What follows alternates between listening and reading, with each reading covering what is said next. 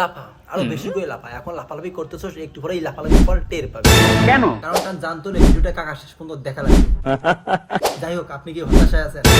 আপনি কি প্রতিদিন বই রাতে মায়ের খাইতে খাইতে আপনার জীবনটা ডাইরেক্ট হয়ে গেছে? ওকে, তাহলে কোনো সমস্যা নেই, আপনি ঠিক ভিডিওতে ক্লিক করেছেন। আমি কথা দিচ্ছি, আজকে ভিডিও দেখার পর আপনি আপনার বউকে মাইরা চোখের নিচে কালো করে দিতে পারবেন। সত্যি বলছো? টাকা 100% সত্যি, কিন্তু একটা শর্ত আছে। সাথে আপনার কিছু মার খা লাগবে, এমনকি আপনার মুখে অক্সিজেন মাস্ক লাগাই হাসপাতালে বেরিয়ে শুয়ে থাকতে পারে। কথা কইলে ভাই। তো কাকা, যে কথা সেই কাজ, আগে ইন্টারভিউ দেবো, দেন কিন্তু মূল ভিডিওতে চলে যাবো। Okay. What's up guys, it's me Lollipop Bike কাস্টমারদের খাই দেয় ভাই।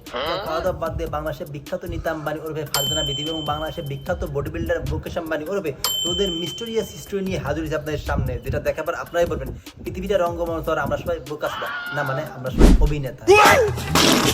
চাচা এখন একটু কমে আসেন, কারণ আজকে ভিডিওটা আদা মরিচ লবণ দিয়ে এমন রোস্ট করবো যেটা খাইলে হয়তো আপনার হাত থাকতে সারা বছর চলে যাবে।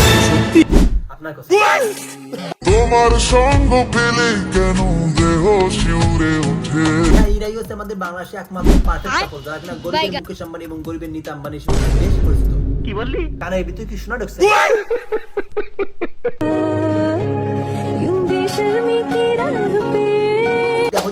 দেখে মনে আছে রেসলিং এর জন্য আগে থেকে প্র্যাকটিস করে। আমি সবসময় ঠিক কথাই বলি, আপনার বোধহয় ভুল। যাই হোক, আমাদের গরিবের মুকেশ আম্বানির যে শরীর, তাতে নীতা আম্বানি ফু দিলে গড়াইতে কোন পচাখানায় গিয়ে পড়বে তা নিয়ে আমার ঘোর সন্দেহ। তুই শালিস সওয়াল। এই যে মাল, সেই মাল চেয়েছে, আমি তাকে ডাইরেক্ট অক্সিজেন মাস্ক ধরাই দিলাম। শালা ক্যামেরাম্যান, তুই ভালো বিকাবে। এখন আপনাদের অনেকের প্রশ্ন হইতে পারে যে আমাদের গরিবের মুকেশ আম্বানির মুখে কেন অক্সিজেন মাস্ক? ওকে, কোনো সমস্যা নেই, আপনাদের প্রশ্নে গীত ভাঙার জন্য আমি এখানে ফিটে বসে আছি। আমাদের গরিবের বডি বিল্ডার মুকেশ আম্বানি তার বউ নীতা আম্বানিকে উত্তম মধ্যম দিয়ে চোখের নিচে কালো করছে, এজন্য নীতা আম্বানি তাকে 2 সাইডে বসাই দিচ্ছে। এই দুঃখে কষ্টে সে বিষকে আত্মহত্যার চেষ্টা করছে, যার কারণে ডাক্তার তাকে অক্সিজেন মাস্ক লাগাই দিয়েছে। কি চমৎকার লাগছে না বডি বিল্ডার আম্বানি? সব থেকে দুঃখের বিষয় কি জানেন? বেচারা যে শরীর, তাতে বিষ খাওয়ার পর তার অর্ধেকও কমে গেছে। এমনিতে সে আবার হার্টের রোগী। তার ছোটবেলা থেকে হার্টের একটু সমস্যা, সে কিন্তু ভাই বিশ্বাস করেন, তাকে দেখে শুনে আমার অনেক খারাপ লাগছে যে এইভাবে একজন বডি বিল্ডার বউয়ের হাতে মার খেয়ে কি করে শেষ হয়ে যাবে, এটা ভাবলেই আমার গায়ের লোম সব করে ওঠে। আমার এই জীবনে তো আমি কিছু করতে পারিনি।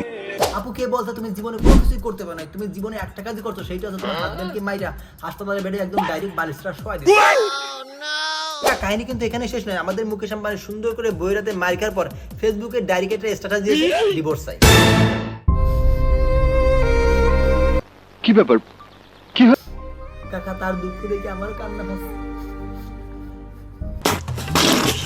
যাই হোক, এখন কথা হচ্ছে তাদের এত সুন্দর সম্পর্ক ভাঙ্গার আসলে কারণ কি? সম্পর্ক ভাঙ্গার ভিতরে সব থেকে বড় ভূমিকা থাকে পঞ্চম হাত। পঞ্চম হাতটা কার, এখন আমরা সেটা একটু খুঁজবো।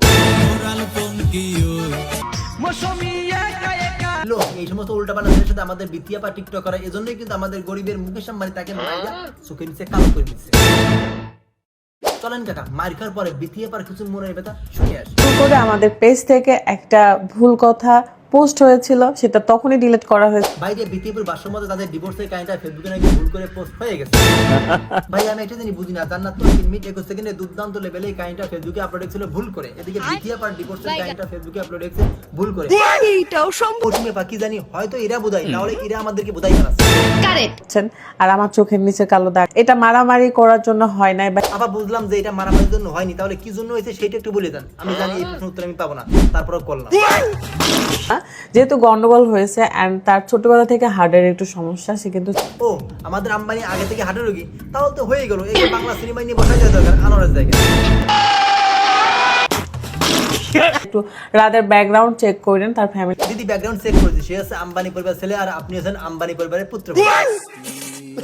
আপনারা আজাইরা কথাবার্তা প্লিজ বললেন না, এগুলো নিয়ে ভিডিও বানায়েন না। ঠিক আছে আপা, আর কোনো ভিডিও বানাবো না। আপনি যখন এত করে রিকোয়েস্ট করছেন, এই ভিডিওটা বানানোর পরে আর অন্য কোনো ভিডিও বানাবো না। Thank you so much. যে আমার হাজবেন্ডের কিন্তু অনেক বেশি মাথা গরম। আমি ভাবছিলাম সে আম্বানি, হয়তো তার টাকার গরম থাকবে, কিন্তু আমি ভুলটি কাকা, তার টাকার গরম নাই, তার মাথার গরম। আমার সব ধারণা পাল্টে গেছে। কাঞ্চন ভাই, ধারণা আমারও পাল্টে গেছে। বিতে বাজে ভুলবার বকতেছে, দর্শকে তা বুঝা গেছে। যাই হোক, কোথায় আছে যা কিছু না কিছু ঘটে, তার কিছু না কিছু ঘটে। তো কাকা, এত সব আদায় ব্যথা না মারিয়া জাস্ট আমরা সবাই আম্বানির জন্য দোয়া করি, সেজন্য তাড়াতাড়ি সুস্থ হয়ে আমাদের মাঝে ফিরে আসে।